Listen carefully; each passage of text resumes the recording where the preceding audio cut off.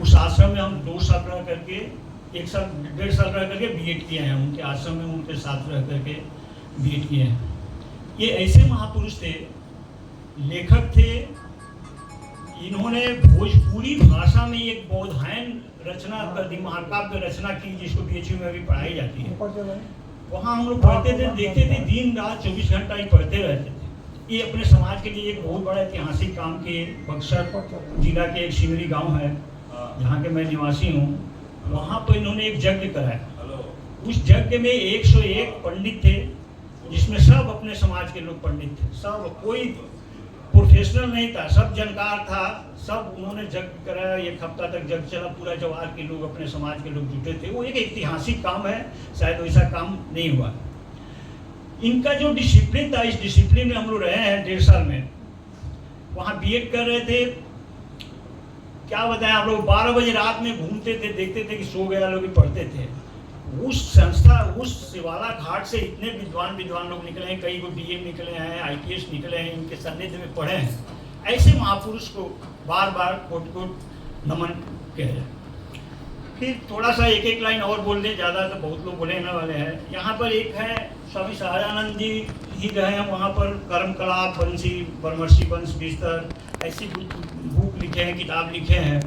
पढ़ना चाहिए। हमारे समाज के सभी लड़के अभी पढ़ाई छोड़ दिए हैं, मोबाइल से लेकर पढ़ रहे हैं। लेकिन सब एक बुक रखें, हम लोग बुक रखें, लड़कों को प्रेरित करें कि समझिए।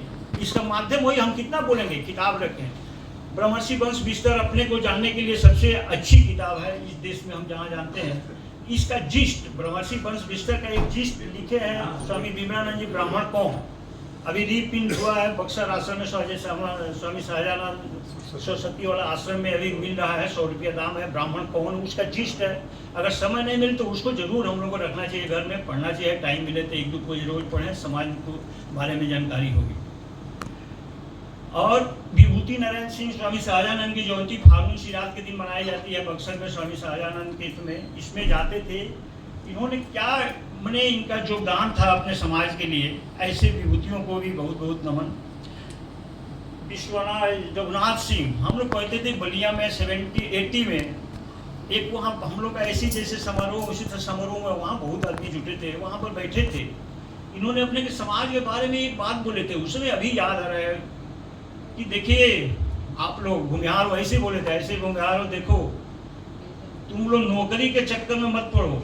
देश दूसरे तरफ जा रहा है, वोट की राजनीति हो रही है। नौकरी की तरफ मत पढ़ो, व्यवसाय की तरफ बढ़ो, अभी से चेत जाओ। मैंने इस तरह की भाषा बोले। आज देखने प्रत्यक्ष लग रहा कि नौकरी कहाँ हम लोग हैं, नौकरी के क्षेत्र में कहाँ जा रहे हैं, रिजर्वेशन ये है राजनीति।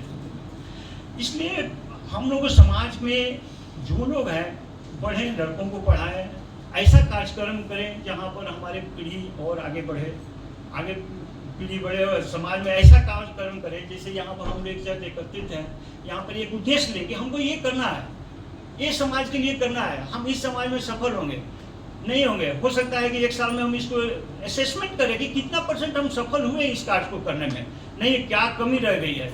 इस तरह की जब मन में हम लोग की भावना होगी तो हम लोग समाज के लिए कुछ कर पाएंगे, अन्यथा नहीं कर पाएंगे। एक राघव शरण शर्मा आए थे, बहुत बड़े विद्वान है, 50 बुक लिखे हैं, अपने समाज के बारे में लिखे हैं, 50 बुक्स लिखे हैं। यहाँ पर एक इंटरव्यू धर्मेंद्र कुमार राय है, लिए थे उनका इंटरव्यू, उसमें मैं भी जाना था लेकिन नहीं जा पाया किसी कारण से।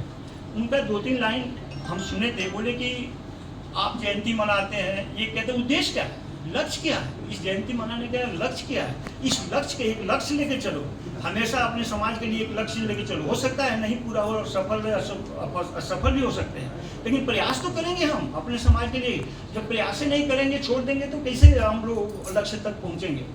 इसलिए अपने समाज के सभी प्रबुद्ध लोगों को, सबको कहेंगे कि अपने अपने समाज के लिए काम कीजिए, काम करें जितना जिससे हो सके। देखिए ऐसा नहीं है कि हर आदमी में अलग अलग अपनी अपनी एबिलिटी होती है। कोई आदमी कुछ कर सकता है तो दूसरा आदमी उसको करेगा, ये कोई जरूरी नहीं है। लेकिन जिसमें जो एबिलिटी अपने समाज के लिए करें, अब उसके लिए ये सब संगठन, ये सब मीटिंग हम लोग के लिए जरूरी है। यहाँ 10 आदमी बैठे हैं, कोई प्रोग्राम देंगे, कोई कुछ करेगा, कोई कुछ करेगा, कोई कुछ करेगा, इसलिए समाज का कुछ भलाई होगा। बस इतना ही। अभी बहुत लोग बोलेंगे।